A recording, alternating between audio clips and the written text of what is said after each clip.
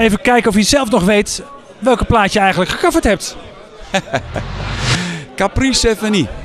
Hervé Villard. En waarom deze? Nou, dat zal ik je vertellen. Ik was aan het werk. En toen kwam dat plaatje voorbij op een lokale radiozender.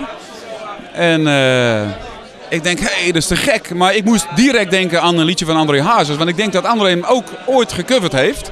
Maar die heeft hem helemaal verbouwd. En ik denk, nou ja, het wordt toch een heel ander ding. Dus we gaan hem gewoon coveren. Het is echt te gek. Ik was echt verliefd op het plaatje. Het is een echt leuke plaat geworden. Ja, maar laat dat maar aan Frank Verkooyen over. We hebben nu een tijdje stilgestaan. En ik wilde per se weer met iets komen als ik een heel album klaar had liggen.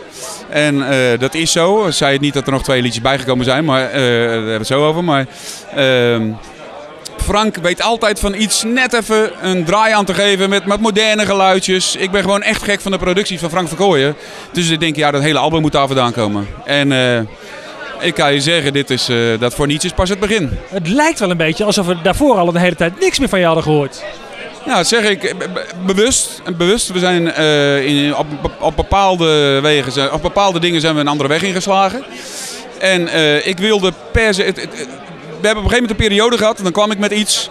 En dan was het weer een half jaar of een 3/4 jaar stil. En dan was er weer iets. En die periodes vond ik veel te lang duren. Ik denk, oké, ik ga nu aan de gang. We gaan heel veel dingen opnemen, heel veel stukken opnemen. En we hebben echt te gekke stukken. Totdat we genoeg hadden. En ik denk, en dan gaan we vol aan de bak. En de planning van de volgende single is al bekend. De planning van het album is al bekend. Dus we gaan nu echt vol aan de bak.